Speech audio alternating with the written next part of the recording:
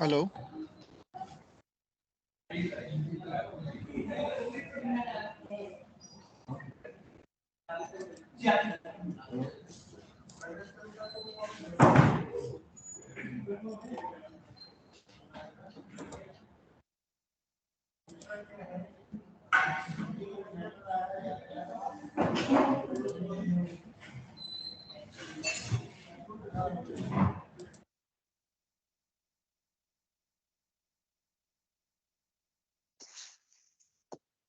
Hello Lalita. Hello. Yes, sir. I am audible? Yes, you are audible.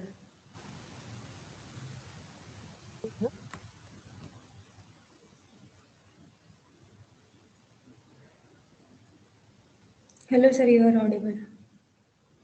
अच्छा, video आ रहा है मेरा? हाँ आ रहा है सर.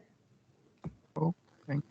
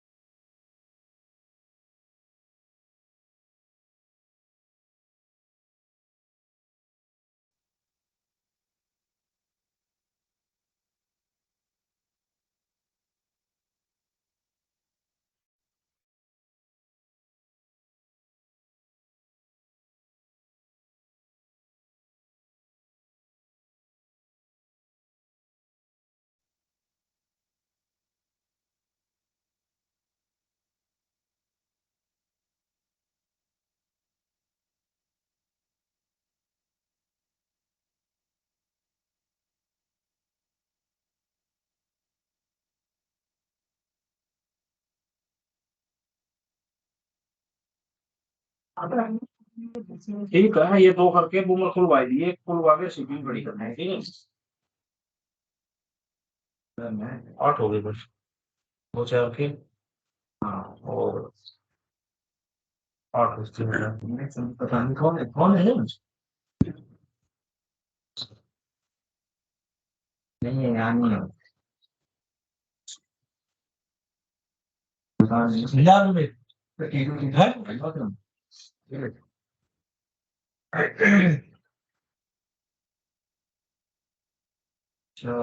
तेरा खाता है क्या? आपने नहीं कर दिया था तुमने?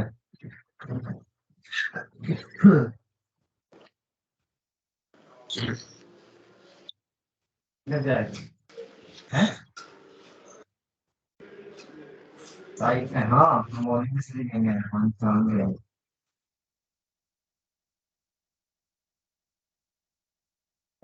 मिल गई है। बढ़िया, अपने न्यूट्रिशन बहुत याद आ रही है।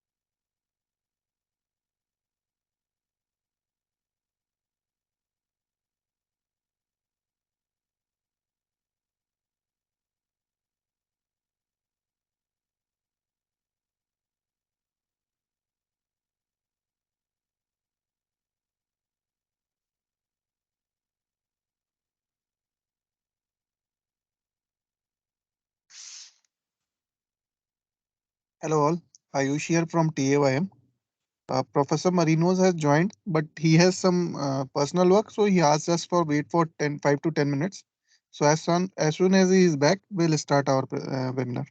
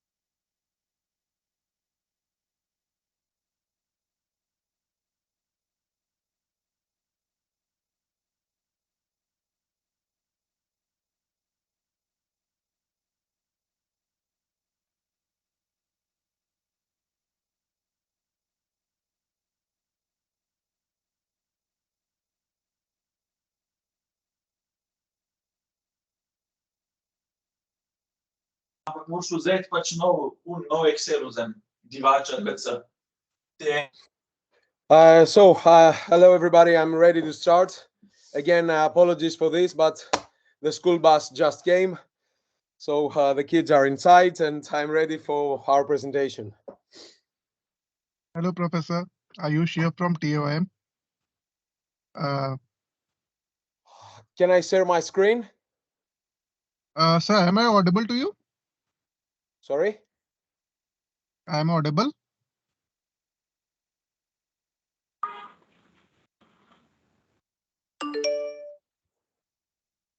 Okay. Hello. Can you share my screen now? Can you see my screen now? No, sir. Yes. Oh, no. No?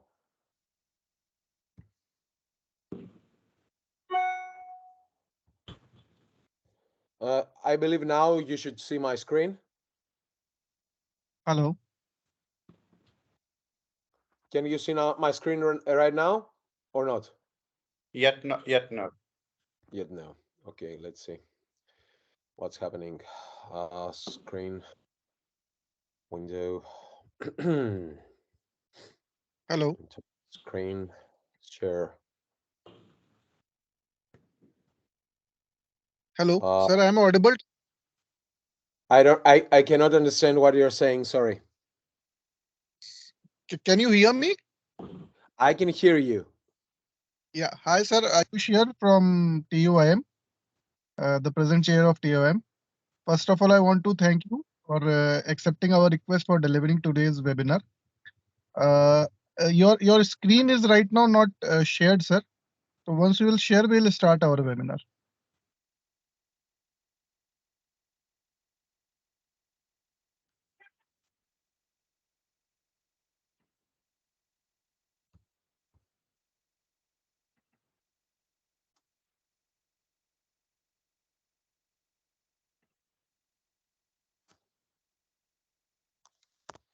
So I'm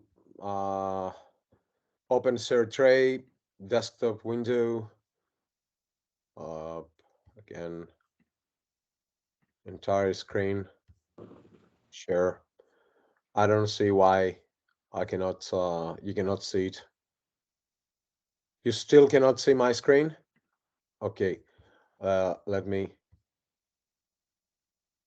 okay, I think now.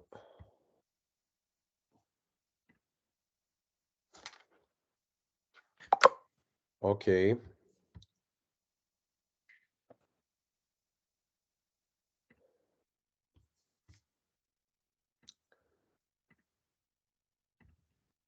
Lalita, are you there? Can you see the screen now? No, sir. No. No, again. No. Just see why he is not able to share his screen.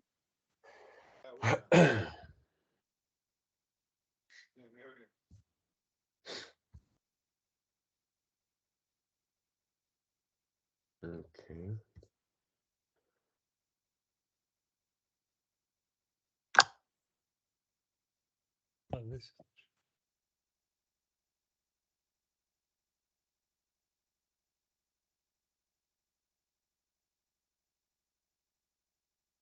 Okay, I will try to make a small restart, and I will. Let's see that.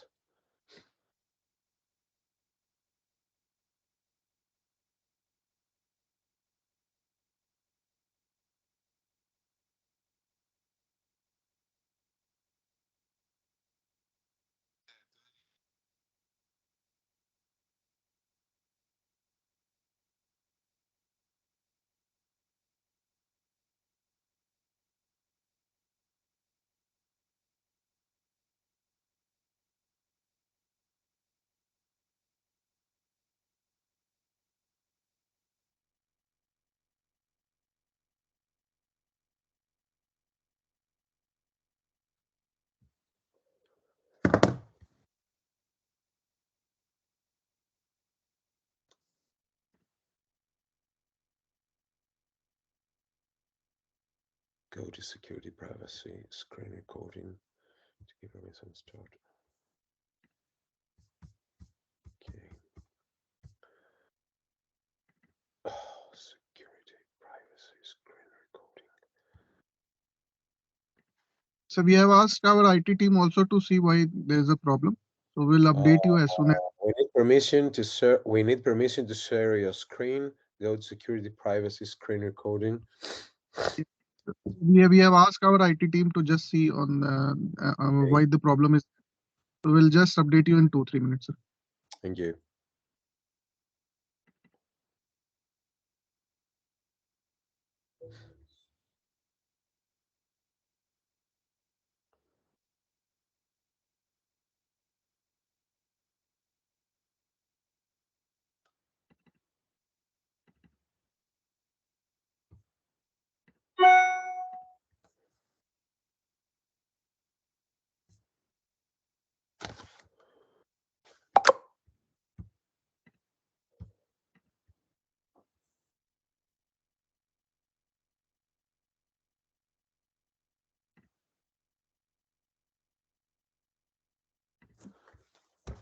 I have allowed my security screen recording. I have allowed to share my screen, so it's no problem with that.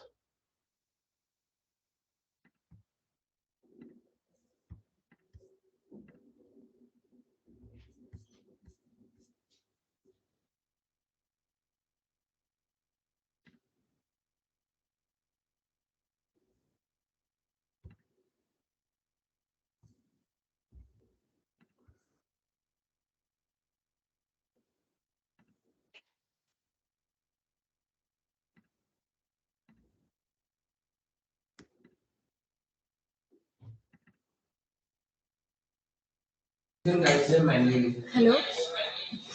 Sorry? Sir, can you please try again? The option is beside the microphone. Open share tray Yeah, open share tray. I and use select your screen. entire screen share. I have done it plenty of times. What about now? Okay. Can you see Yeah. my screen? Apologies for the delay, sir. Just give me 2 minutes. I'm connecting to the IT department. Okay, okay.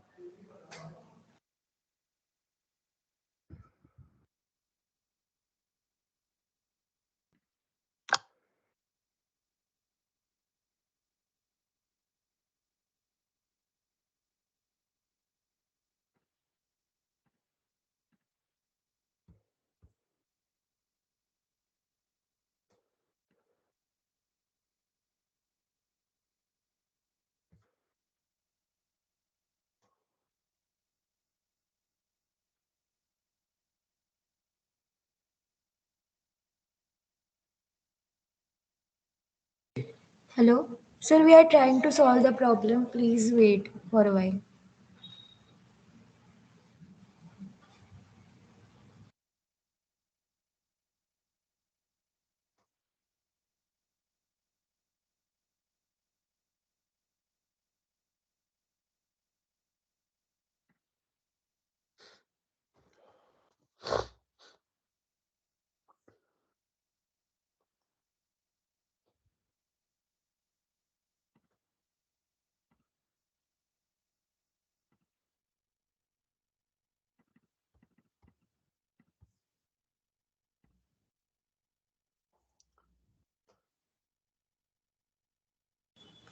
Hello, sir. Can Yes, I you can make hear you. a presentation to me? I will message you my email ID. I will share from my screen. Is it fine? The presentation is huge, and I will ask you to change the screen every time. Do that. Yeah. It is. Oh my God. Yeah, it may take some time to send by wind Yes. transfer the file. So I will do it, but you will have to be I will patient. write my email ID in the chat box. but it has a lot of animation, so it will be very tiring for all the participants. But in any case, if it's the only way to do that. Yeah, we are trying to solve it. If it's the last Okay. option, I can share my screen.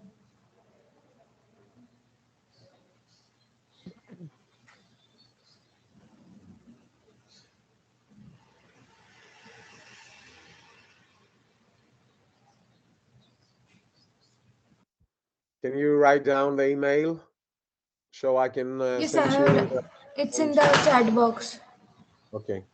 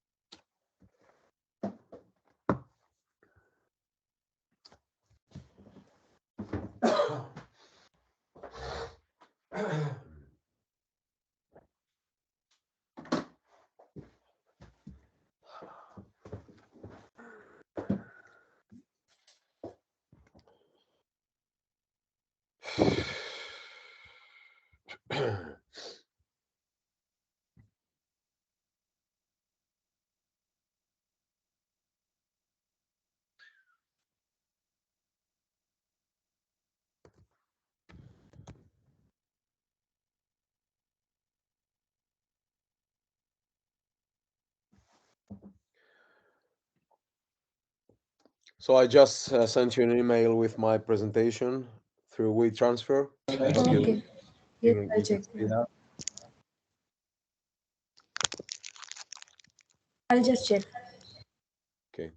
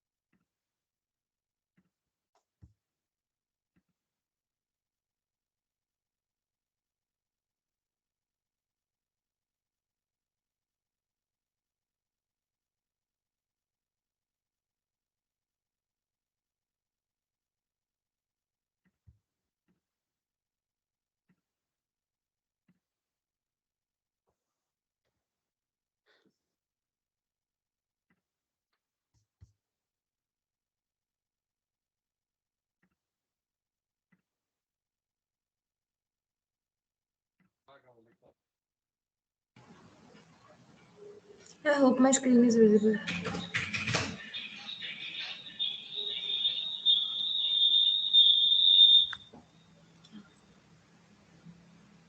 Hello?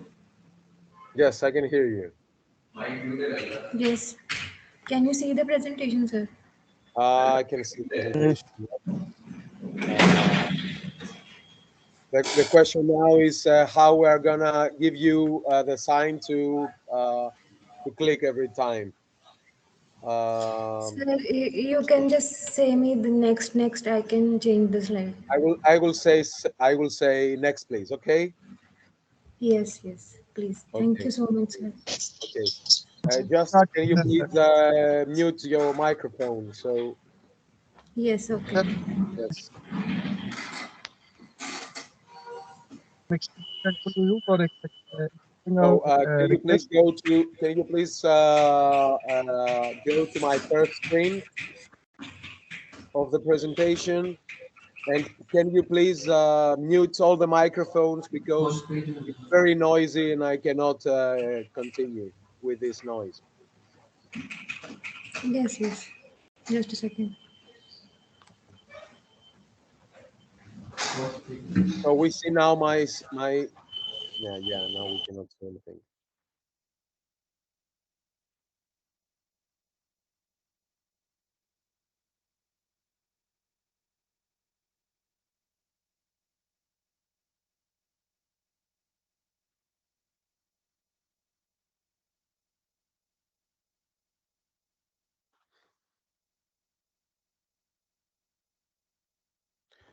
Okay, so thank you very much for this invitation.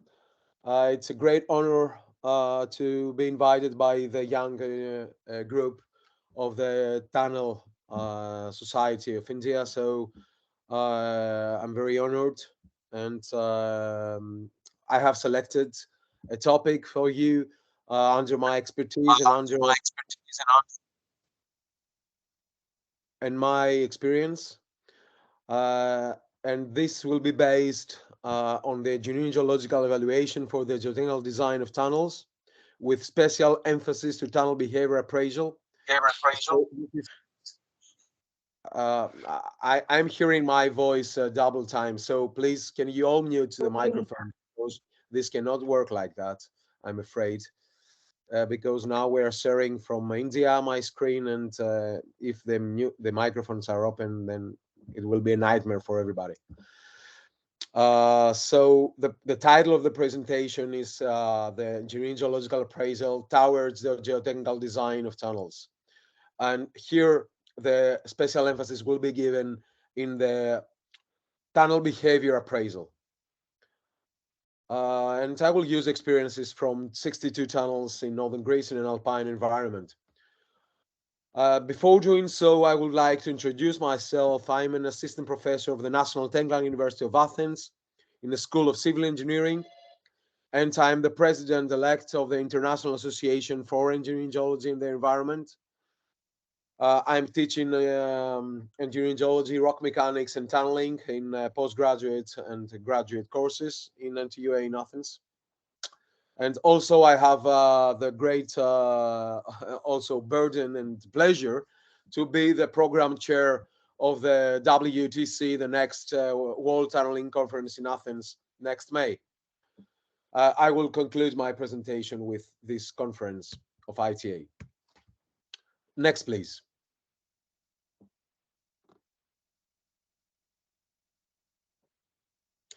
So, which are the ongoing challenges in engineering geology for tunneling in different ground? You will see in the slides next to the English letters, you will see my language, which is the origin of thousands of words were used from the Greek alphabet. So I'm using that to play with the words a little bit. So why this theme? The charisma to be in the hybrid zone of an orthodox synergy between geology and mechanics rather than other types of geotechnical practice. Next, please.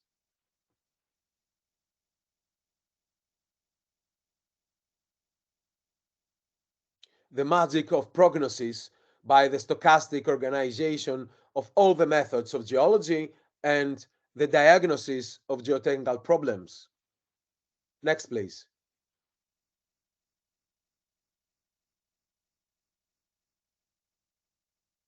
Why this theme? The plethora of tunnels under Genesis and in the whole cosmos for which technology is in an ACM. Next, please.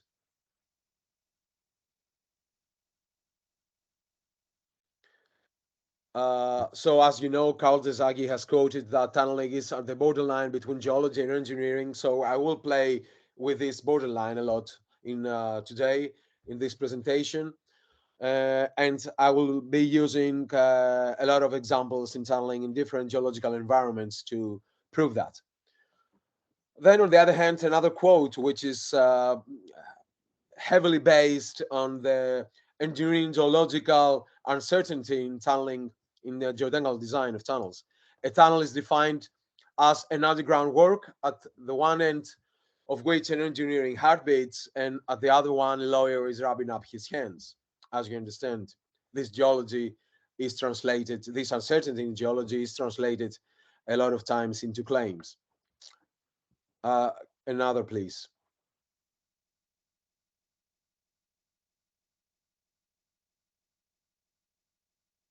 So the outline of my presentation will be, first of all, to define the framework under which, let's say, flow chart my presentation will be based.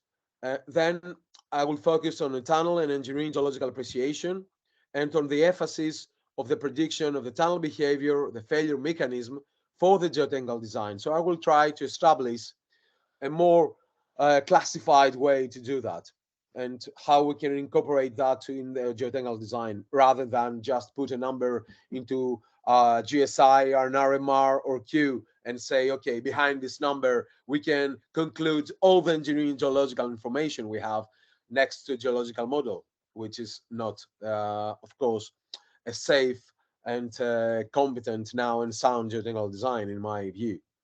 So then we will be following a step-by-step example of from the geological model,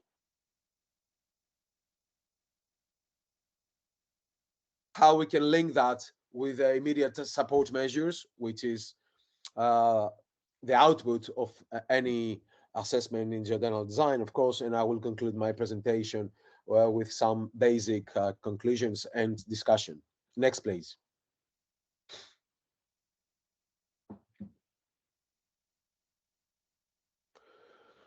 So the framework from engineering geological uncertainty in tunnels is, first of all, of course, the geological model, the consideration of the geological environment and the construction of the engineering geological longitudinal section, which is something that we all know, and all these decades we have been doing.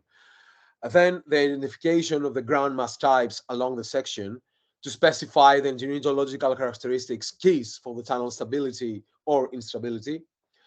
Then the assessment of the engineering geological behavior for every ground type when unsupported, and then putting numbers in geology. So then selection and definition of appropriate design parameters. So we cannot jump just from the geology to putting numbers, but we need to insert a better bridge to bridge those with the assessment of the behavior. Finally, we can conclude with the principles and philosophy of the excavation and immediate support measures. Then the numerical analysis follow, but into a stable ground of an assessment of geology, engineering geology, and geotechnical engineering. Next, please.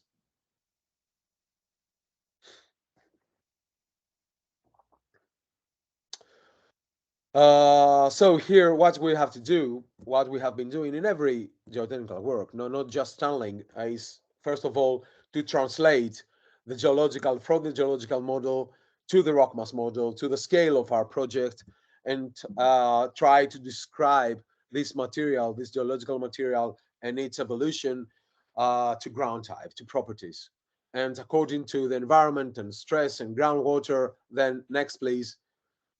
We can we can assess the selection of geotechnical parameters and appropriate criteria, the design, the use of empirical, analytical, numerical methods, and then to the construction and the implementation of the design. Next, please.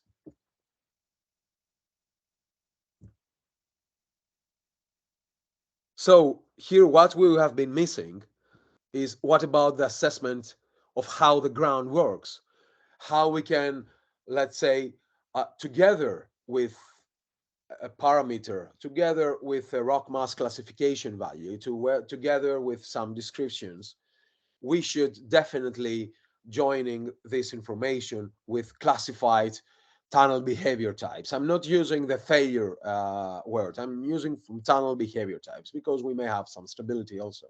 So next, please.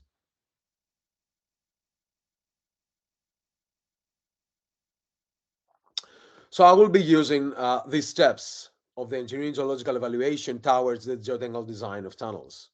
So we will focus on the tunnel behavior, and this is a modified flowchart, let's say, based on the Austrian Society of Geomechanics, but also our experience from our tunnels here in northern Greece in an alpine environment. Next, please. So let's study that in more detail. We can see that, first of all, we need principal, of course, information on a geological model. So we need information about lithology, tectonism, the structure, the weathering, the hydrogeology.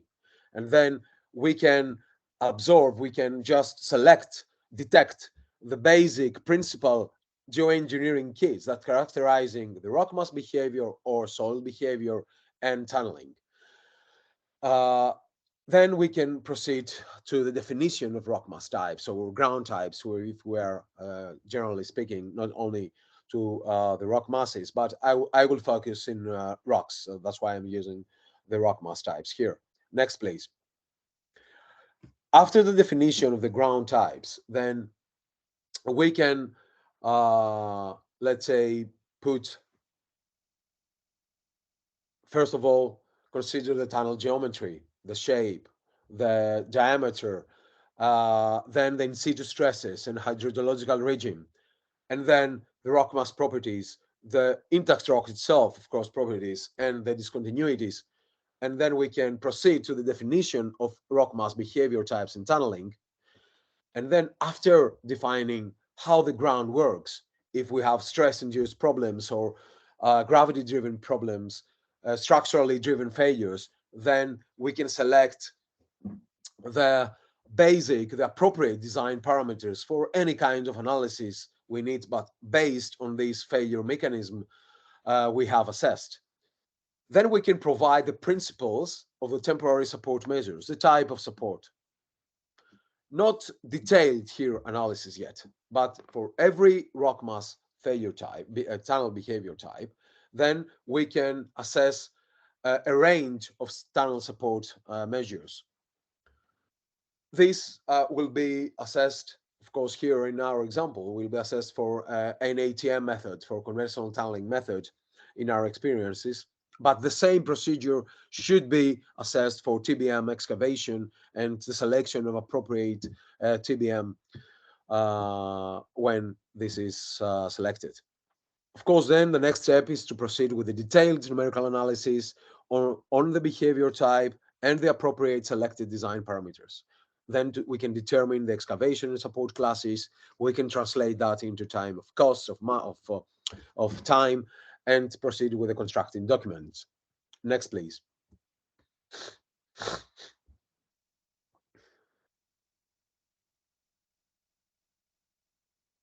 So let's start how we can translate that information from the geological model to the rock mass model. So how we can assess the ground types, as we said. So we have the big picture here.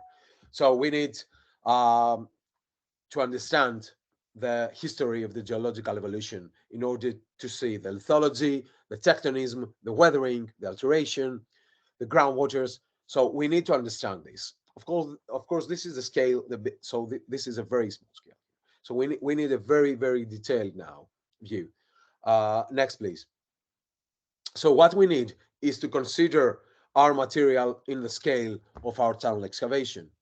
And we can see here that we can have different structure. We can have different tectonic fracture systems and degree, and we can have different homogeneity or heterogeneity or mixed phase solutions. So what we need to see is inside the same, let's say, geological formation, let's say limestone or ophiolites or fleece formations, how the behavior, the quality of the material can be differentiated based on the geological model. Next, please.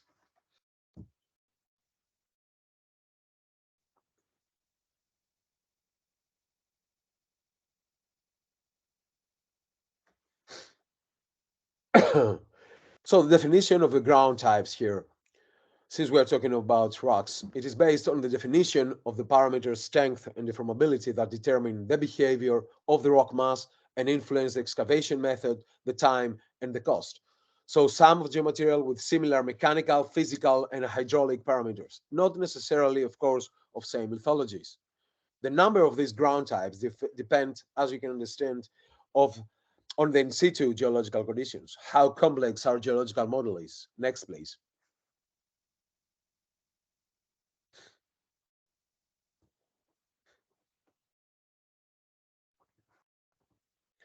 So we can group these types of rock mass types to intact rock parameters. Can you go over to the next slide, please?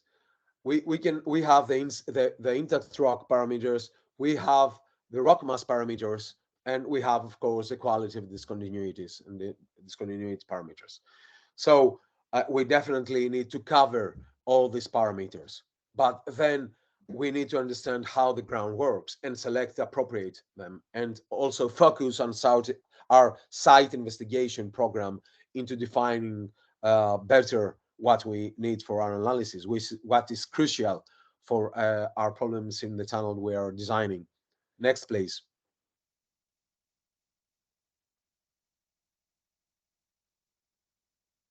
So in this example for here, we see this is a section of a new line we have in Athens, and one of the excursions of our WTC will be in this metro line, which will have started. Now we're building we're forming the TBM.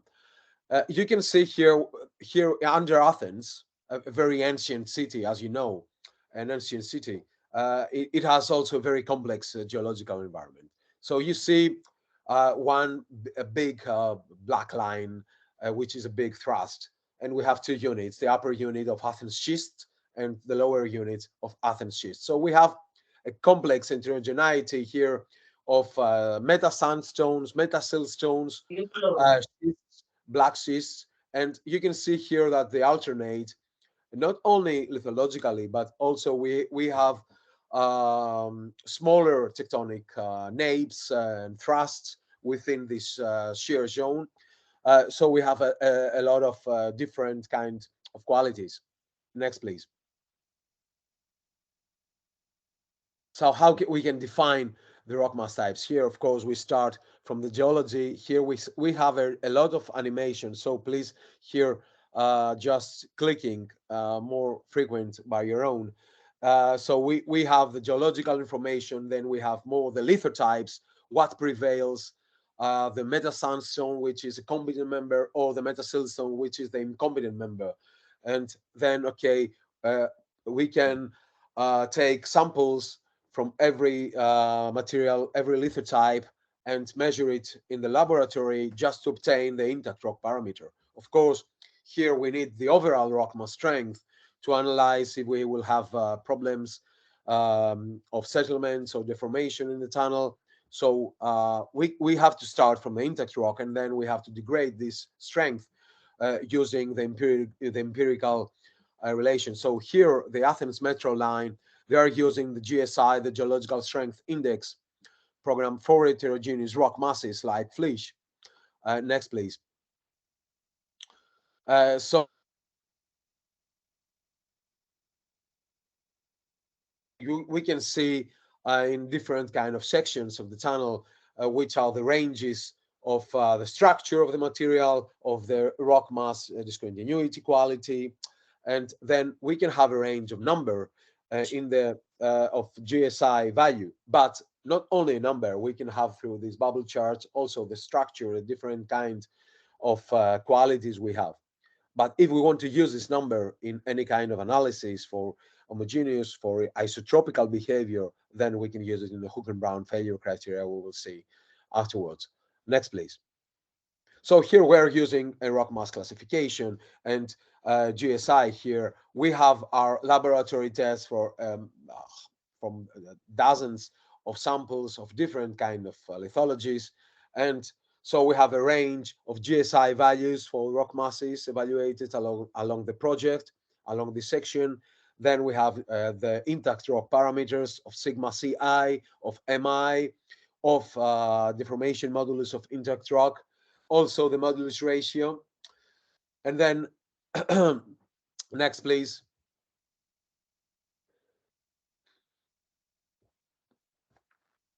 We can produce then engineering geological units. Next, please.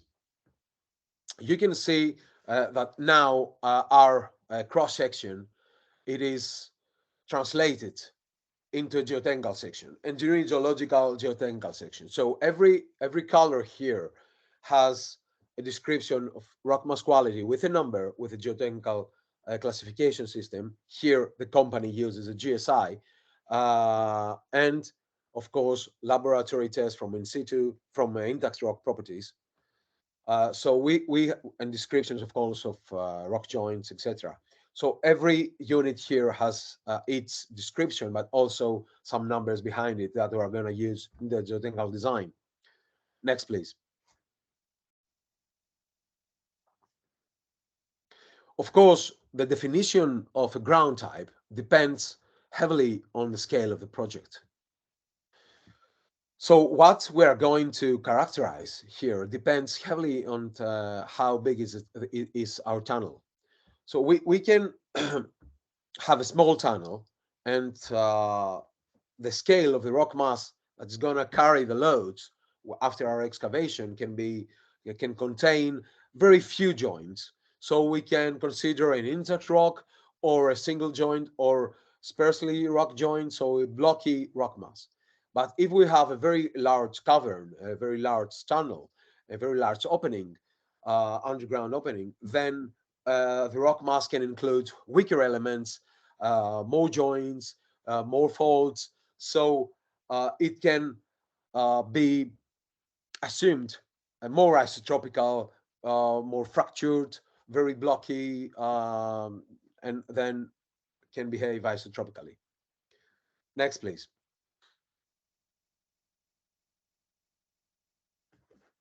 You can see this example in a tunnel, so in an open pit. So if we can consider a bend scale stability, you understand that we may have an isotropical failure, a planar sliding along a persistent joint, which is favorable to fail. So we need to consider there is no point to make an isotropical analysis here. We need to just consider the geometry and shear strength characteristics of the rock joints. But if we consider for the same area an overall stability of multiple benches, the same rock, we can assume it as a Hook and Brown failure material. So the GSI value, it is applicable, can be used for an isotropical analysis. Next, please.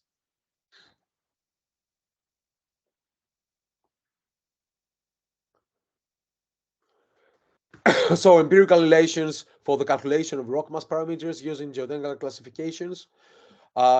Here in these examples, in dozens of our designs, Hook and Brown failure criteria was used and is still used and has worked perfectly in many occasions.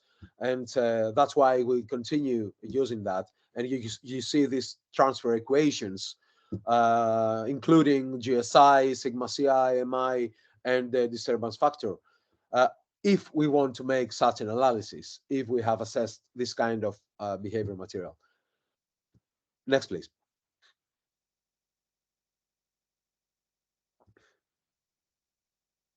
Of course, only for isotopical analysis.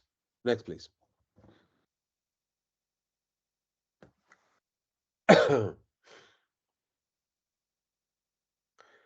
Yeah, let's go. Let's keep that.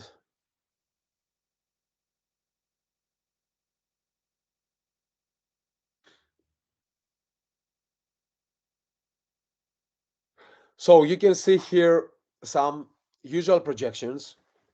In this chart, we can see the sigma ci in the x-axis, sorry, in the y-axis. In the x-axis, you can see the mi, so index rock parameters. And inside that, you can see different kind of geological information, geological environment, like gneiss, fresh gneiss or granites, crystallic rocks, and weathered ones, and ophiolites without alteration, and serpentinite ophiolites, and flysch and limestones, and molastic deposits, and phyllites, and so different kinds of geological material. And you can see these different bubble charts inside are different kind of qualities. So we have a lot of combinations of the rock mass quality, and we have a different combination of the intact rock parameters with the rock mass quality. So first of all, we need definitely a very good laboratory test, and then of course a very sound assessment of the differentiations in the rock mass quality inside the tunnel. Next, please.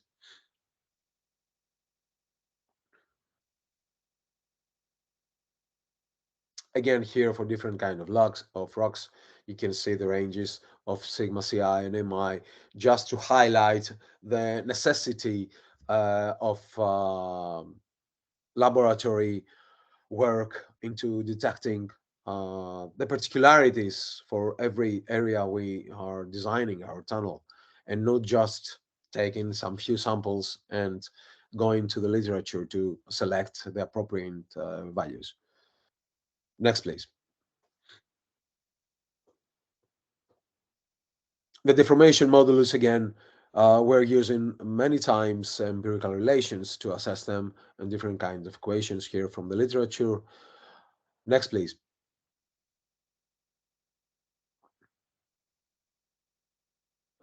And now we are going to the core, let's say, of the theoretical part of the presentation before going to the examples, understanding the behavior in tunneling. So Peter Vaughan, which was is a numerical guy, a numerical analysis guy, he's quoting from Imperial College: the understanding of real behavior is more important than accurate calculation, and better prediction is only possible when reality is modeled. And within the word reality is the geology and its uncertainties, of course. And then the function of rock mechanics engineers is not to compute accurately, but to judge soundly. Next, please.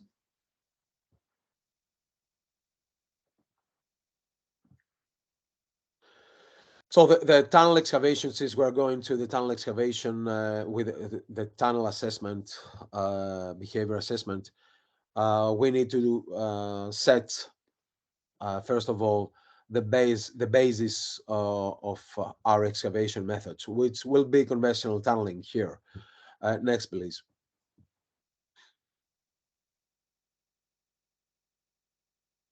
Next, please.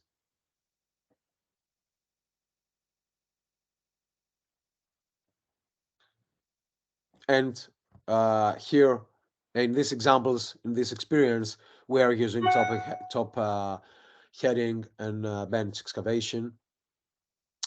And you can see a nice photo here from top heading and bench. So we're not going to speak about full face excavation, but it's completely the same assessment. The only change is that the final alignment is very close to this temporary support cell, but the philosophy, the methodology is exactly the same. Next, please.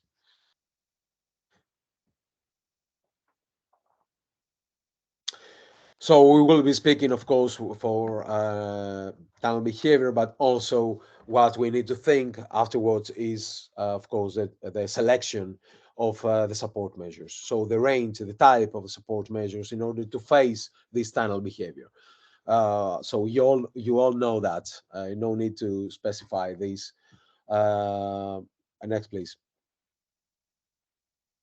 And across longitudinal section also with all these support measures of anchoring and gunite and shotcrete, and selection of steel sets if we need, and of course if we need temporary invert or phase support measures. and drainage, boreholes, etc. Next, please.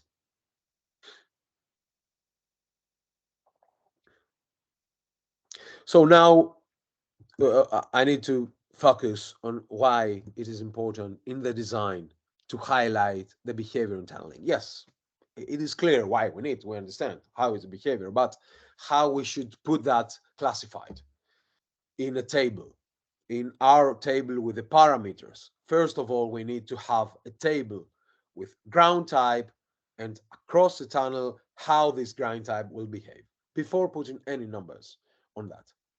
So let's go now to see, please, let's go to the next slide and see an example of different behavior with the same classification.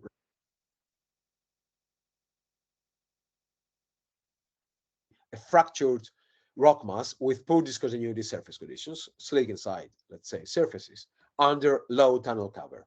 Let's say we have a limestone, for example. And then we have another type of rock mass, a brecciated rock mass, with good discontinuity surface conditions, so rough surfaces, under low tunnel cover. And then when we, the same in situ stresses, the same material, but with different structure. So if we go to the GSI system, for example, here, we will see that our left rock mass, it is projected in the blocky area. And since it is a poor discontinuity surface, it has a value of 40. So it is projected, I cannot show you with my screen, but you can see where it is projected in the top right of the GSI chart. And the right one, we can see that it is projected in the disintegrated structure. So it is down there. And in the column of good quality surfaces, because we have the rough surfaces. So again, we have a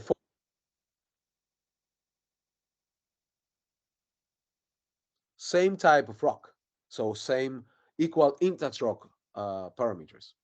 Then we have equivalent rock mass strength, equivalent estimated of shear failures from a numerical analysis. And then if we will not consider the structure and we only considering a classification rating, then we are heading in a wrong path. Next, please. The exactly same thing can happen with the other rock mass classification systems, like RMR here, for example. On the left one, we have 49, and on the right one, we have 47. So if you go to the RMR tables, you will see that we have the same category of RMR, so equal suggestions from support measures. Just from one rating, we cannot include in one number how the ground behaves, just to classify that. So we definitely need to classify also how to behave and how this behaves, how the ground works here. First of all, the left one, it's a straightforward tunneling conditions. We have a wedge failure, wedge sliding, so a block failure along the slick inside surfaces. Then on the flowing ground, on the right-hand side, we have the rock mass traveling with groundwater pressure, so immediate graveling ground. On the one hand, now here, we need first of all, we need a totally different assessment of the appropriate support measures. So on the left side, we have to keep confinement. We need to immediately restrain the rock blocks. So we need to design bolts. Of course, this is the basic, the design here in this section will be based heavily on our bolt system or our pattern and how long this bolt will be and their type of the bolts. Here, for example, in these poor surfaces, we would use friction bolts. So we would use like Swellex type or split type. We may need just to a little bit to reduce our excavation step, but definitely here we need to restrain our rock blocks. On the right hand side, we need to pre-support our rock. So before our excavation, we need to apply either spiles or a 4-pole umbrella, depending on the stresses we have, of course, and we need maybe, of course, self-drilling anchors in this heavily brecciated mass. Grouting of the surrounding mass can be also an issue here and a solution, or to play with the excavation step, just not to, let's say, trigger a wider zone to ravel.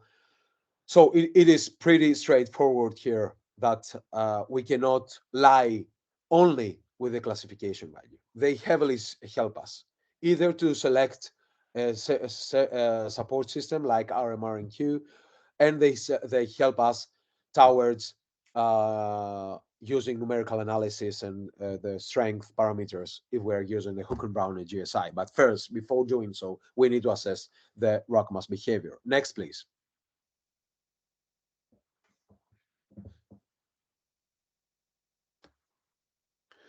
So the tunnel behavior types, first of all, we have the tunnel wall instabilities, the structurally controlled failures like wedge, sliding or falling, chimney type failures, raveling ground. And then we have the stress control failures like small to medium deformations and squeezing ground. And of course, brittle failure like rock bust. And then we have the tunnel face instabilities like face extrusion in rock masses with very low mechanical parameters and block sliding along joints of unfavorable geometry and strength. Next, please. And you can see all of them here. Um every type with the tunnel behavior types and descriptions and some photos. And let's go to run a little bit with these descriptions, but very fast. I don't want to tire you. Let's go to the next one, please.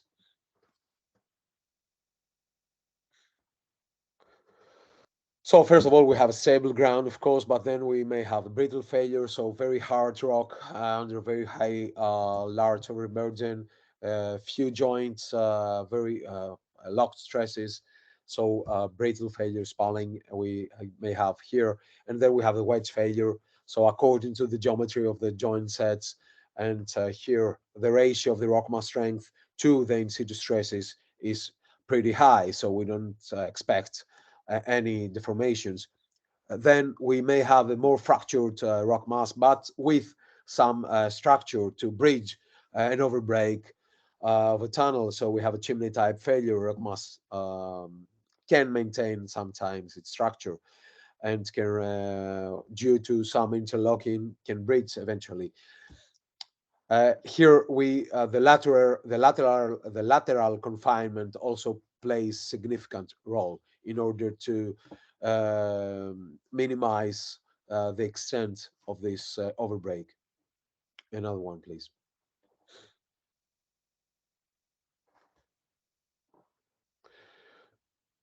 And then we have the raveling ground.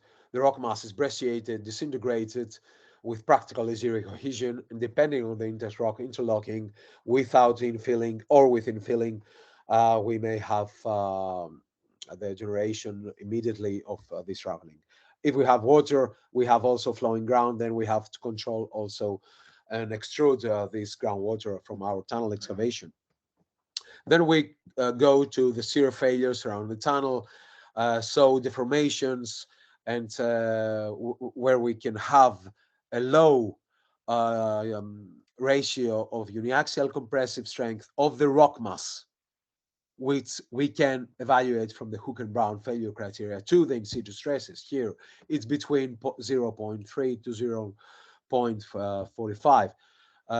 But then when we have even lower values of the ratio of the uniaxial compressive strength to the in situ stresses, we have a squeezing ground.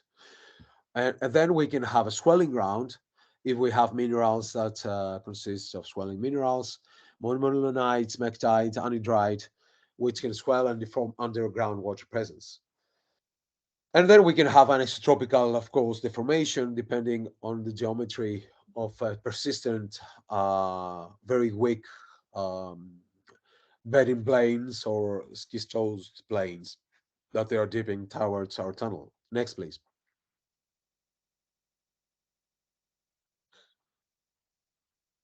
some photos from raveling ground and wedge folding and sliding. Next, please.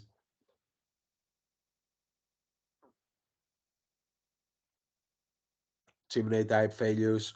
Here in this example, it is for example, in 150 meters, not very uh, in we are in an environment of gneiss, which you expect that after a few meters, this weathering profile will be vanished and we will be in fresh gneiss, and our problem would be excavation just and to stabilize these wedge problems we may have in this sound rock. But we may have some fault systems that weathering can be favored in depth. So you see here how the ground is highly weathered, completely weathered, and clay minerals can prevail and the texture is vanished. Next, please.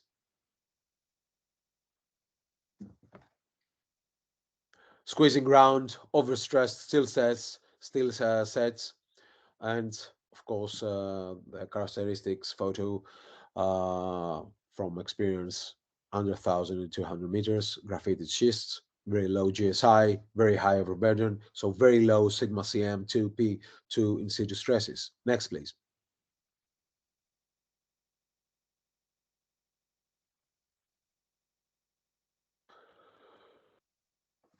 Here we can have an initial, a first approach about our squeezing magnitude through this experience from many tunnels worldwide.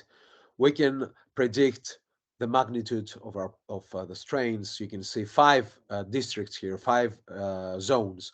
So the first one, A, strain less than 1%, few support problems, and B, area strain between 1 to 2.5, minor squeezing problems, and then 2.5 to 5 is a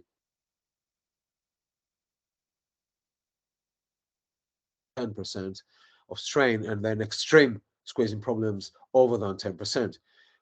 So here we need to estimate the rock mass strength to the in situ stress, this ratio. So we need to assess the rock mass strength through the empirical relation, through the Hook and Brown failure criteria. And knowing the GSI, knowing the index rock parameters, we can evaluate that. Next, please.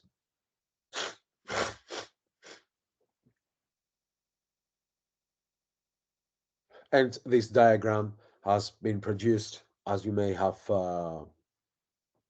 read from Hook and Marinos papers in 2000, 2001 in Tunnels and Tunnel International Journal. So these are experience from many tunnels and back analysis of them. Next, please.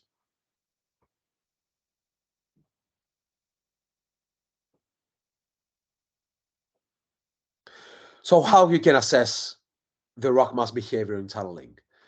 So our experience is from 62 twin tunnels, road tunnels in Greece, in different geological environments, different tectonic degree, different weathering profiles. So it is a quite wide range of geotechnical and geotechnical environment qualities, and in situ stresses up to 600 meters here. So you won't see any rock burst here because but it is reasonable to expect a rock burst into very sound rocks. So let's go to see this tunnel behavior chart, how we can use it in order to assess in which one of the 24 areas we lie. Next, please. So we select first the structure. So we need to assess the structure of our rock mass. We use here the GSI structures, which we all know. So from intact, blocky, very blocky, blocky disturbed semi, disintegrated, and foliated structure. So we have first to consider the structure of our rock mass, and then we have two sets of columns. The left set of columns is small overburden, and the right ones are large overburden. And you can see this range in between how it changes the limit from 150 meters to 100 meters and then to 70 meters, depending of how much the rock mass it is disturbed. So the range to go from non-stress induced problems or few stress induced problems to higher stress induced problems is this overburden. So the ratio of compressive strength in situ stresses is there somehow.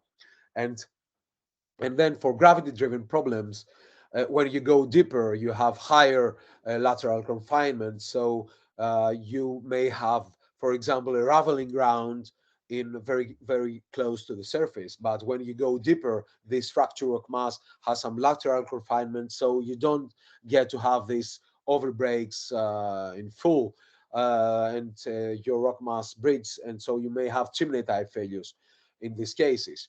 So we have here 24 cases. But what are the other two columns in these sets of small and high overburden? It is the low and high sigma CI, the intact rock, the uniaxial compressive strength of the intact rock. So since we need that for the rock mass strength evaluation to see how soft our material is or harder it is, we have this limit we have seen in our experience here.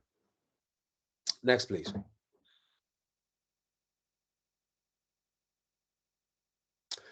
Now we're going to step-by-step example. I have 4 geological environments, but since it took a lot of time to connect, I was delayed for 15 minutes for family reasons, and then we had this problem with sharing my screen. So I will skip some examples, and we will lie on 2 of them. So let's start a step-by-step example. Let's go to our first one, please, which is a material we all know. I'm sure that we have a lot of India, but first of all, our project here, our experience, it is based on a very large, a very long highway system we have. We're not a very large country like India, but still, this highway is very important because it links the Europe to Asia. So it goes from the Greek-Italian borders, the port, very important port, and then it goes to the borders with Turkey. So let's go to the next one, please. So this project was funded by the European Union, and we had 62 bore tunnels at that time, and then we had more and more tunnels because we had some vertical access to bring all the loads, the traffic loads from the Balkan Peninsula, from the Northern Europe to this highway. A lot of tunnels were large tunnels, and you can see the numbers here. The span of the tunnels was about 12 meters, and most of them were opened by the method of top heading and bench. Next, please. So why it was a natural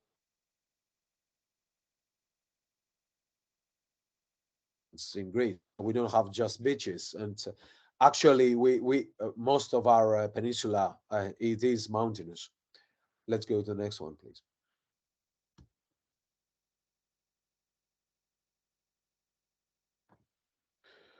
So this is a road called the Egnatia Highway, and it was selected because it's actually a big part of it follows a very ancient 2-lane road from the Roman times during the 2nd century before Christ. So here we don't know if it is a 2-lane road, if it was, but the access was fantastic. Let's go to the next one.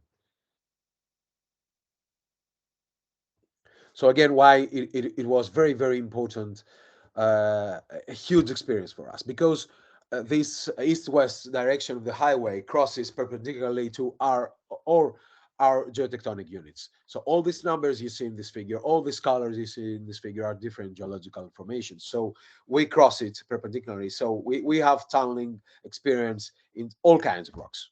Let's go to the next one.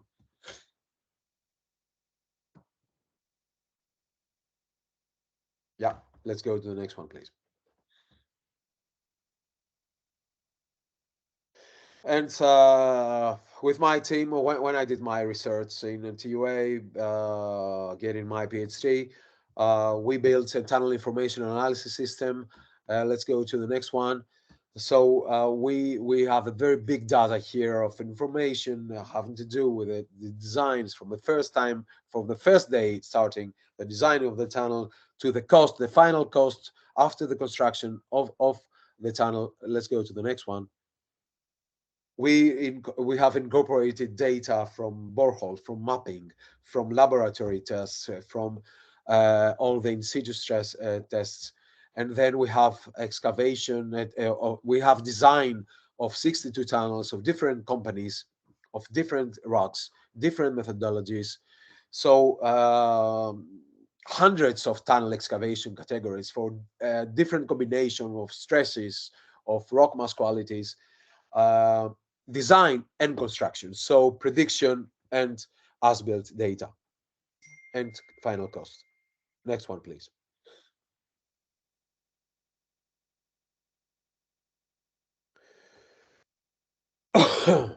Yeah, and architecture of all the correlations of data behind this from with 80 tables of information.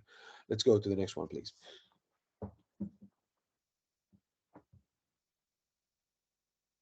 So we will start with limestone.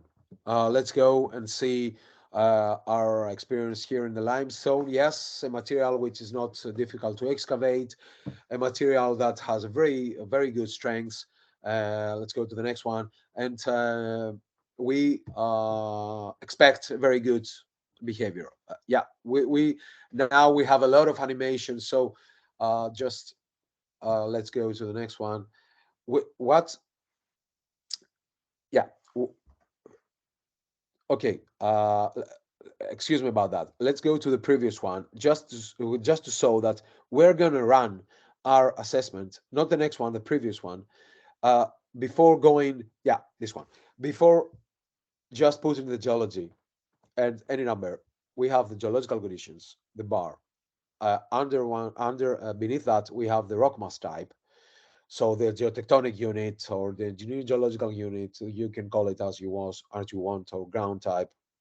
But then we have to also to fill this bar below to the rock mass behavior: wedge, squeezing, chimney type, raveling ground. So we will put the rock mass type in the inside the mountain, and according to any groundwater and situ stresses, we have to evaluate the rock mass behavior, and then we can start putting numbers.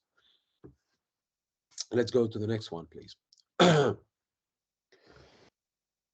So we have a very big fracture, a very big thrust here in our limestone, which is a very big tectonic line. And our tunnels, they are going parallel to this direction. So you can understand that we are not exiting very fast to a better quality material, but we are running along this tectonic uh, fractured limestone. So you will see how it is. Next one, please. We see that the rock mass is heavily brecciated with very low cohesion, and it has a high frictional strength, so very good behavior on slopes. But in tunneling, we have immediate traveling in many cases where we don't have a very good cohesion. And of course, here, a bad example of not wearing a helmet next to this slope, but the young gentleman here, an experience which was myself very many years ago. So please, this is not an example. Uh, Possible appearance of clay materials between the fragments reduces the friction and facilitates any rotation. So next one, please.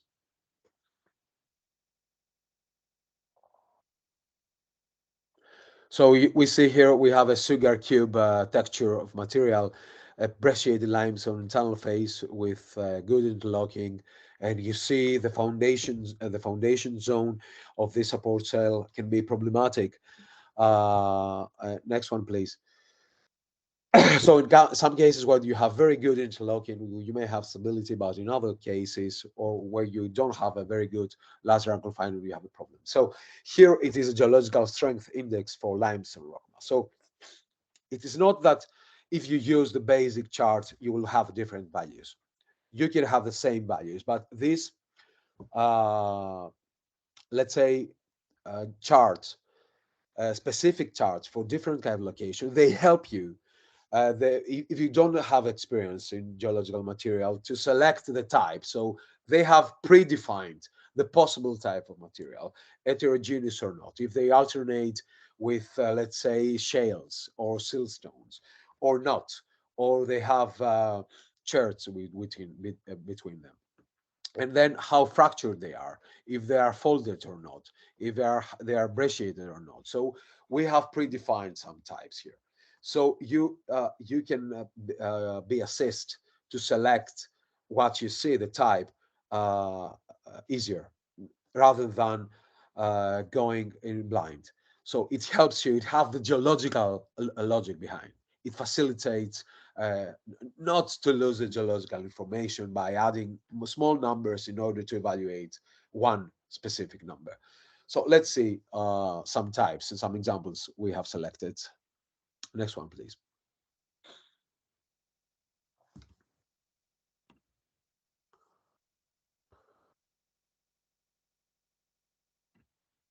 So here you see a type, a blocky material, blocky to very blocky material.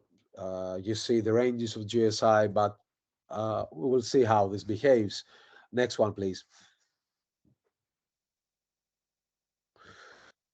So here we have a wedge failure.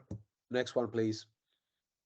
I see that we have 5 minutes left in our meeting, but I'm afraid that we'll need some more. So you need to refresh that, please. And then we have a chimney type failure, wedge failure, when our material is folded. And you can see here in an alpine environment, this limestone very close to this mountain building area with big thrusts. It can be the case. Next one, please. Okay, so here, if we go to the tunnel behavior chart, to the TBC chart, you can see that we have a blocky disturbed semi. We are in a low overburden in this example. We have high sigma CI. It is a limestone, so it has 60, 70 megapascals. So we see that what we expect is to have some chimney type failures or wedge failures. We have a structure, so we're not expecting something worse. Next one, please.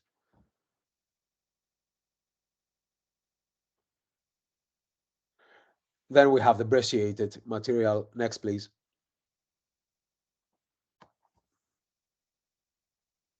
And raveling ground, if we see that we are in the disintegrated column, and again in the same column of sigma CI, raveling ground.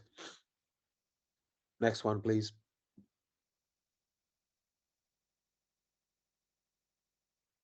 And in the portals, we can have a material which is disintegrated or very loose.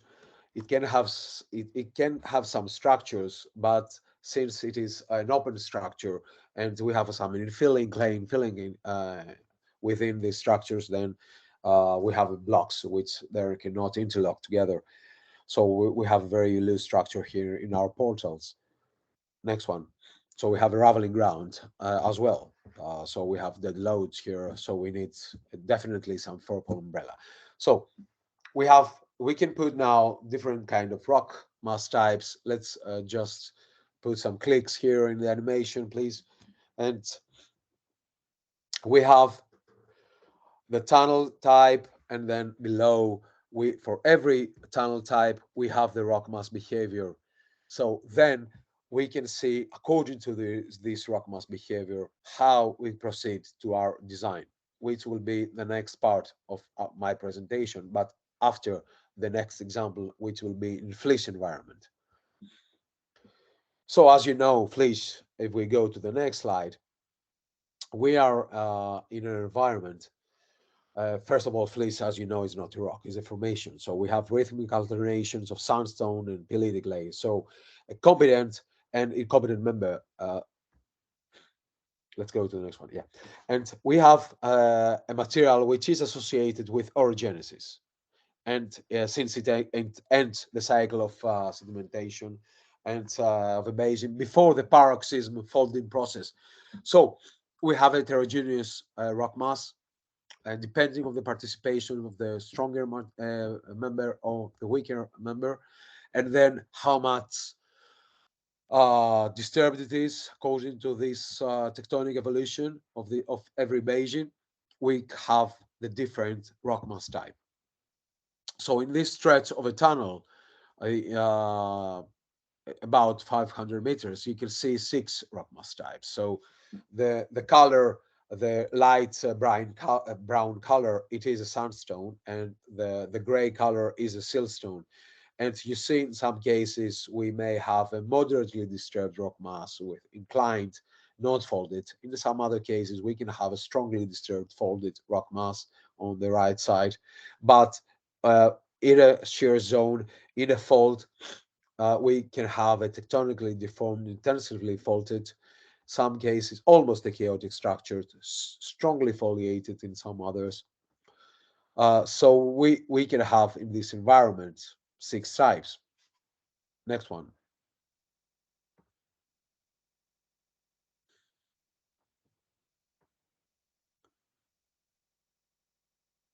So we have a weak and a complex rock mass in Flysch. First of all, we have alternations of competent, strong layers, and incompetent. We have a profound bedding. We have bedding thickness variety. We have a tectonic disturbance that transforms the initial structure and can produce tectonic mixtures. We have a weak rock mass, which has a presence of clay formations, degradation due to shearing and fissuring, weathering of silty clay members that are susceptible to slaking, and then we have the groundwater effect that downgrades the quality of the clay members. Next one, please.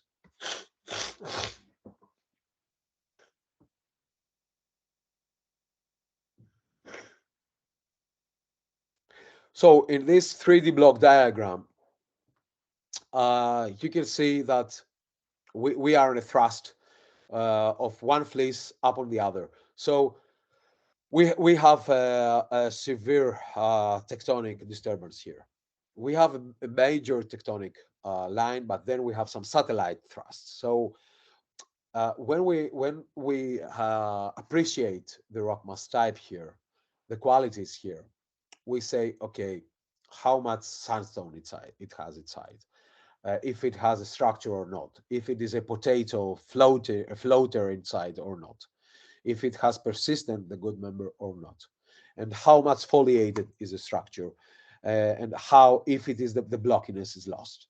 So we have to answer all this, and we have to put them in space in order to evaluate how much measures can we have in very weak material or in a better material. Here, in this heavily sheared environment, when you have a small differentiation in your tunnel phase after your excavation, you see, for example, a sandstone, and you select the RMR system, let's say, and you say, okay, we have a sandstone, few joint sets, and then you say RMR 50 to 55 or GSI 60 or whatever you give. And then you go to the design and say, okay, RMR 50 and 55. So I select the support category C. And you put the ankles, you have your excavation step, you have your steel sets or not, so you have your thickness.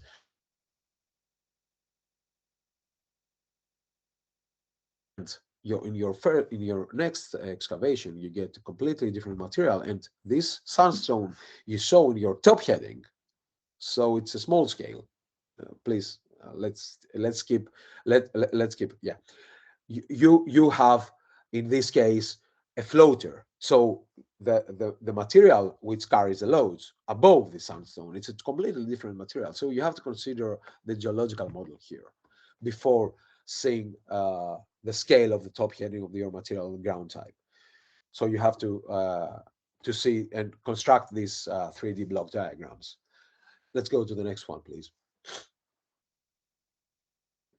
So we have concluded that in these environments in Flysch, of course we have conglomerates. Definitely, we can have conglomerates, but and they depending on the matrix, etc., they have their own strength, but they are not so persistent in this kind of alternations, let's say. In any case, here we can see a GSI chart of 11 types. So we have 11 types, depending on what kind of material prevails, sandstone or siltstone or shales. And then as you go down, you have an increased tectonic disturbance. So from undisturbed fleece to tectonically strongly sheared siltstone, foliated chaotic structures with pockets of clay. So from type 1 to type 11, you have different degradations due to shearing, due to fracturing, due to folding, and then according to the participation, the percentage of each material, you get what type of fleece you are. Let's go to the next one. Just we will have photos of different kind of types. So you just click to see type 1. You can just continue clicking, please.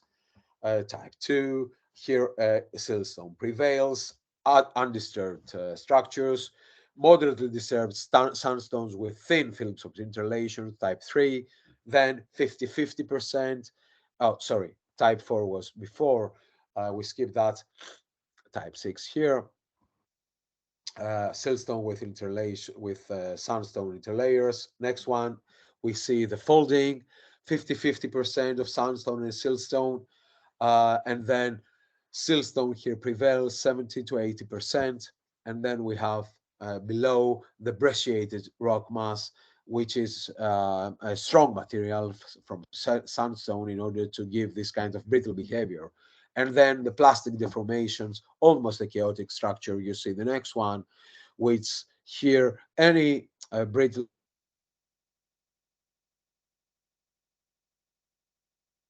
and we have this foliated type 11 tectonically sheared.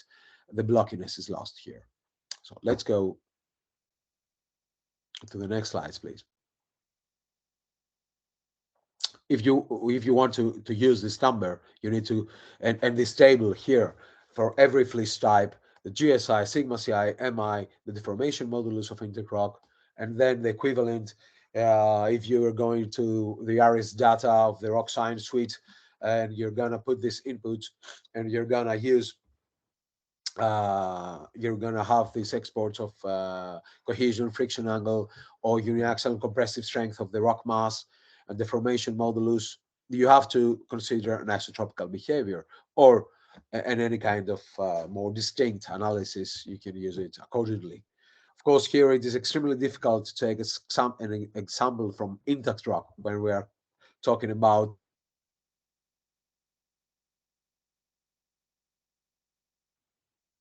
let's go to the next one, please.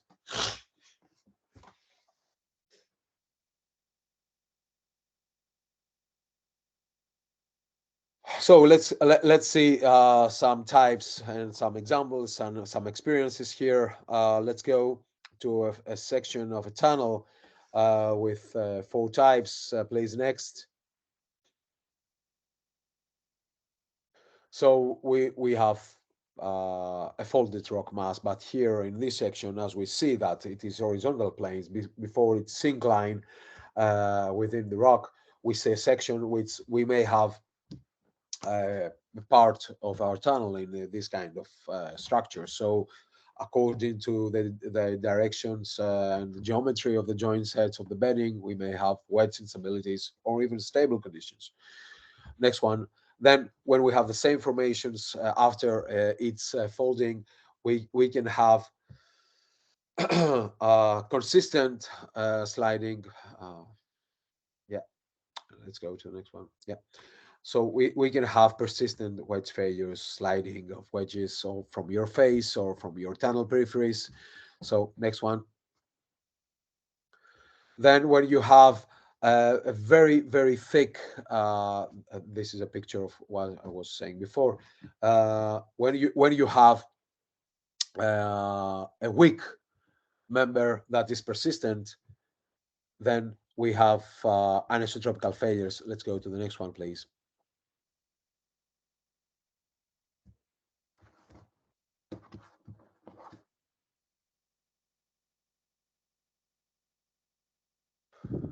Next one.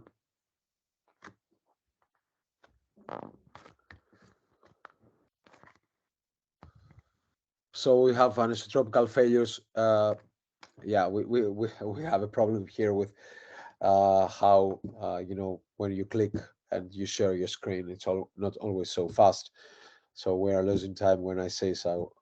We need to start going to the next one. Yes, please, because I have some slide here showing the isotropical failure. Yes, this is it. So we when we have these very weak layers that are dipping towards with very low shear strength along this discontinuity. So we have an isotropical behavior here, anisotropical behavior, deformations here, not just sliding, deformation, induced deformations here in the tunnel, not just some buckling. But so you can distinct this reference stratified rock mass to internal rock mass with all the joints and exclude the dominant discontinuity system. So you put some numbers for the discontinuity dominant system and then to the internal rock mass as an homogeneous, as a GSI, and you can analyze that distinctly. Let's go to the next one. And then when you have a foliated rock mass, laminated foliated rock mass within a shear zone, a big fault line, then you have a squeezing ground. You have an homogeneous situation. You have a severe squeezing. Let's see some experience here, some photos. Next one, please.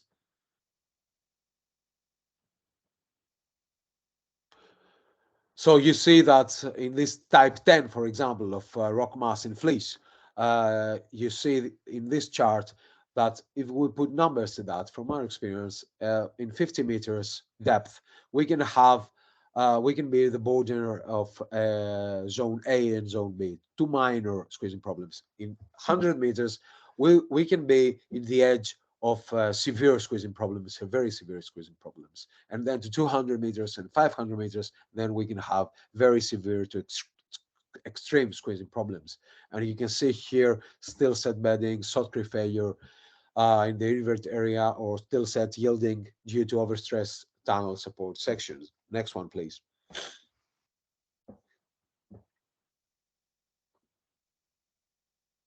So again, ground type and then tunnel behavior. So I have an example here of ophiolites and molastic the environment, but we are too late, and will have to pass it. So please just click, and I will distribute the PDF file to your young group of tunnelists in India, so you can have this. But just do a lot of clicks. I will we will just cross all this, please, because we don't have a lot of time. Yeah. Continue, please. We will cross also the molasses.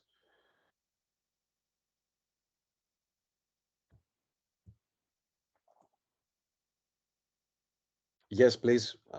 Go on.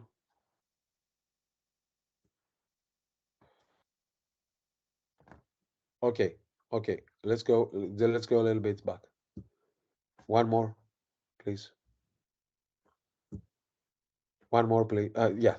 Support principle due to structurally controlled failure. So here we have to, for the wedge behavior, we have just the principle is to keep confinement, to restrict relaxation and disorganization of the rock mass, retain discrete unstable blocks. So the design is wedge analysis, definitely. Let's go to the next one.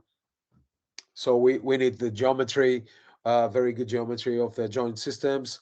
We need the shear strength of discontinuities. We need the in situ stresses. So then we can go to the assessment of the factor of safety and the analysis of our bolt pattern and characteristics, strength characteristics of the bolts. Next one, please.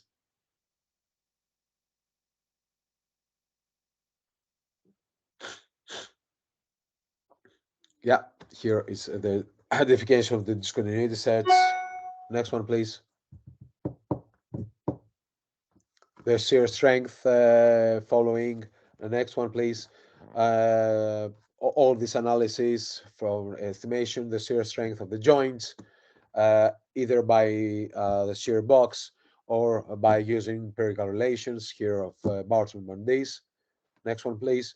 And then the assessment of the wedges, the location, and the factor of safety, and then proceed with the analysis. Of course, you need to scale the wedges. Here, let's go a little bit, yeah.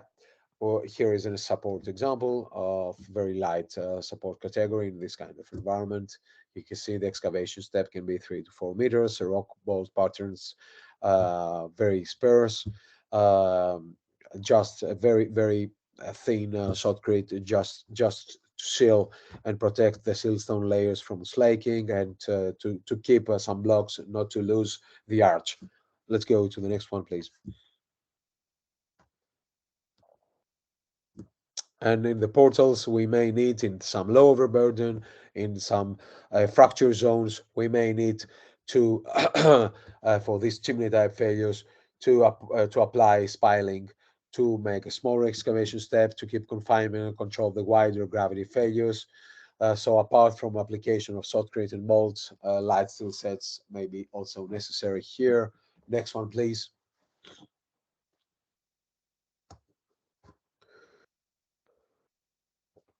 Of course, raveling grounds by using 4-pole umbrella and grouting perforated piles. Some cases can be used to grout this material. Next one, please.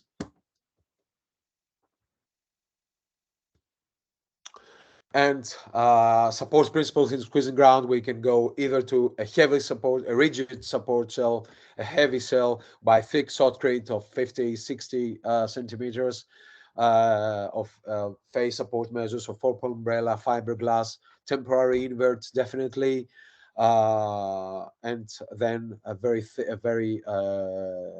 also a very long rock bolts, heavy steel sets.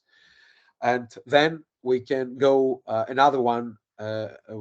Selection can be a yielding support element, over excavation, gaps in the shotcrete, and slide in steel sets in order to have this yield of the rock mass. So it can you can activate more the strength of the rock mass in order to assist you to lower the support pressures you need to contain this deformation. Next one, please.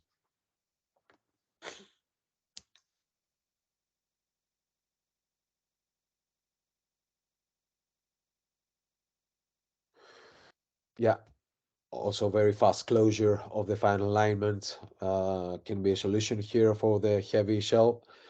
Next one, please.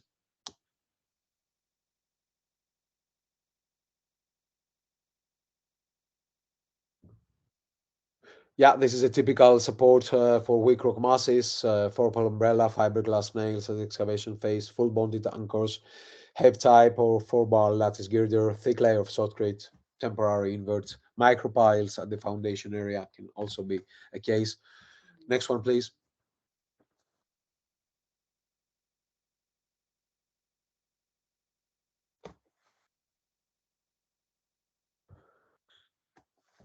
And then, since we have the ground model, the ground types, we have the assessment of how the ground works. So we have all the tunnel behavior types. Then we can have this table with information about the ground type, the description of the rock mass, the key parameters of the rock mass, of the joint sets, any determined parameters using empirical relations or not. So this is our first initial table of the ground types, of every ground type and its parameters. Of course, with the next one, please, we have for every ground type and any combination with the stress or the orientation of the main joint sets according to our tunnel phase drive, we have for the behavior type. So behavior type 1, behavior type 2, behavior type 3, etc. So you see here under which ground type can produce this behavior type, under what primary stress conditions, under what groundwater, under what orientation of the main joint set, and a description of the rock mass behavior. Yes, we had the classification with the tunnel behavior chart, but for our design, and this help us. But we need for our design to be more detailed according to the site-specific particularities of our material and our tunnel geometry. And then the next step is to combine, please go to the next slide, to combine the behavior type with the support category. So what support category we have selected to face this tunnel behavior type? So the support category SCA will be to contain this kind of behavior type, which is equivalent to this ground type. So every ground type is linked with a behavior type and with a support category, not under just one number of rock mass classification scheme. Let's go to the next one, please. Then we have our support category, and of course, we have our detailed measures, our detailed numerical analysis based on the design parameters we have selected for this kind of failure mode. Let's go to the next one. We are closing my presentation in the next slides. So, conclusions. Today's knowledge and the powerful tools we have in our arsenal have increased our capacity to design and construct more efficiently and in more difficult sites and reduce the uncertainty and the acceptable remaining risk. We are not at the end of this road, though. It is still always not possible to have unquestionable answer to many of the problems associated with the work and reach the degree of accuracy that characterize any other sectors of engineering. Next one, please.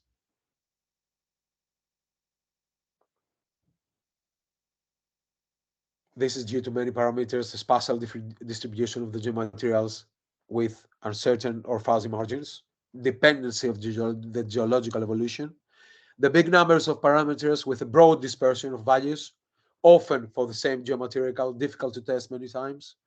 The laws of behavior are still approximate. Next one, please. Emphasis on the prediction of the tunnel behavior, failure mechanism, and incorporation of the geotechnical design and the assessment of immediate support measures. Here, as I showed you today, reduce the uncertainty for the selection of the appropriate geotechnical analysis based on a realistic geological model, select more suitable geotechnical parameters, narrow down the types of the support measures designed to control the evaluated failure mode. Next one, please.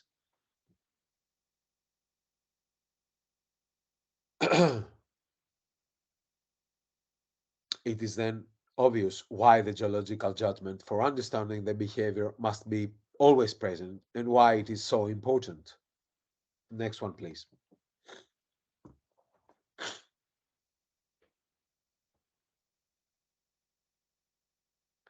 We are looking forward to host you next May in Athens in the World Tunneling Conference.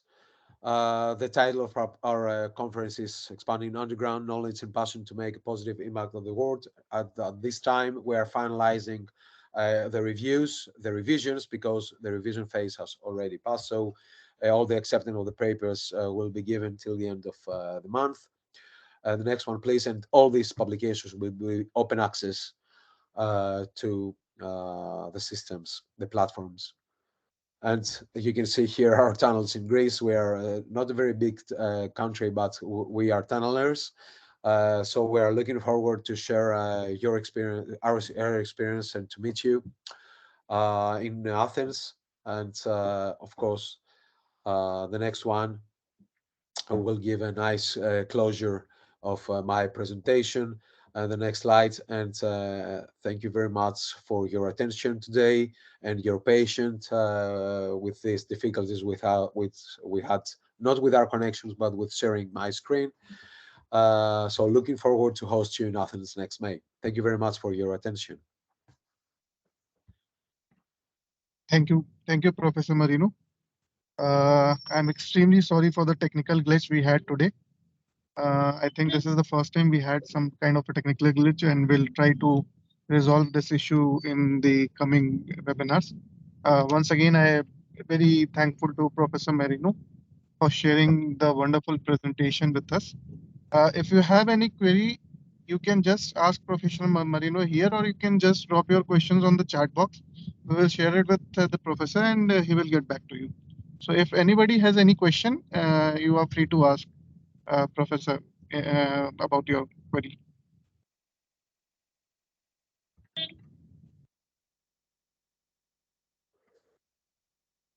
One of the query I want to ask, sir, is to you that I have used this ground support where we have used chemical grouting and we have used the cement grouting. Is ground freezing more costlier than using this grout materials, or we can go for ground freezing? I try to find this question. Sorry.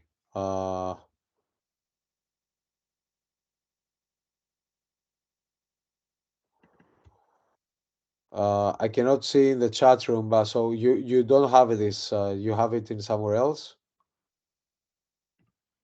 Uh, Can you uh, while while while just repeat the question because I cannot find it in the chart. Yes, please. Sir, I just want to ask that we in India generally use chemical grouting or cement grouting for the ground support. Yeah, Is ground freezing we also yeah. We is haven't used ground in this freezing experience ground freezing, but it is used in other cases. But we haven't used this because we had the rock mass, so not the soil mass, so we haven't used that. But yeah, for ground treatment, you can use it definitely. okay? Okay, sir. Yeah, and Anybody another else? one says behavior of underground cavities. So the relevant excavation support is also influenced by the construction methodology in sequence, definitely. TBM excavation with segmental support. So the project type and operation requires definition of further situation. Yeah, this is another assessment, definitely has to be done. But I only assessed, I did not said that I covered the whole assessment of these kind of problems that they can. So yeah, the geotechnical issues relevant with the failures that comes with the nature of the rock mass was analyzed here. Thank Thank you, you, Professor. Professor, for the reply. I'm Andrea Pancera, and that was my remark. I Congratulations. also prize myself and very, very much having known your father. It was a big pleasure and a big cooperation that I had in some few occasions, also in Greece on the Achelos project, On or Dracula's, and okay. where Congratulations. everything Yeah, happened. yes, But I know. exactly, I appreciate your so diversified approach about the whole pattern, especially about the flishoid or alternate rock masses, because more and more tunnels find and crosses this kind of rock. Yeah, Also in the Himalayan region, and it is very, very helpful to know that is not so easy, despite useful the approach of the let's say homogeneous rock, but the hazards, really what can happen, is very, very important to be always kept in mind. Coming back to the previous question about grouting, about chemical grouting and freezing, in my opinion, the three systems, they are essentially equivalent. It's a method of improvement of the behavior of the rock, especially if there are cavities that you can close with grouting, etc. But depends from the availability.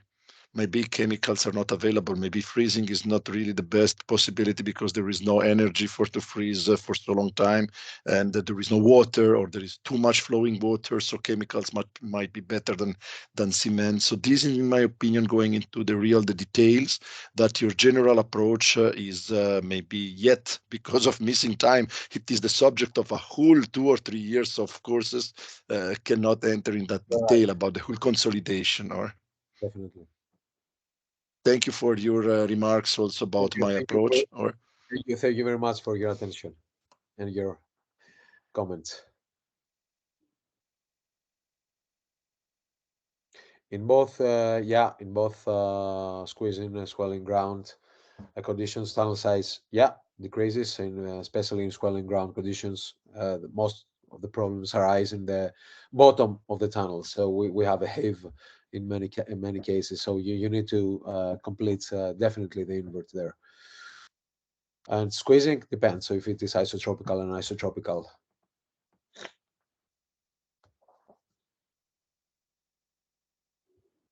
I think that's all from our QA right now. If anybody has any query, they can write us to TAYM. We'll forward the same to Professor, and they will get back to you. Once again, heartiest thanks to the Professor Marino for giving us time and sharing the valuable webinar with us. Extremely sorry for the technical glitch we had. That's okay. Thank you very much for bearing that, and thank you for the lady that had this burden also today to do so. So thank you very much for the Thank invitation, you, and sir. Thank you. looking forward to meet all of you in Uh, person in a future event of ITA. yeah, definitely we will be there. The participation from TUM will be there.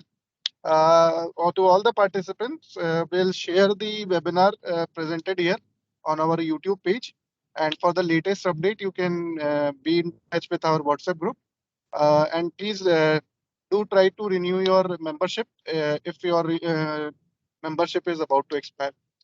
Thank you, Professor. Thank you very Thank you much. all for your Good evening. Good night. Good night, India. Goodbye. good night. Thank you and good evening. Good night. Princess.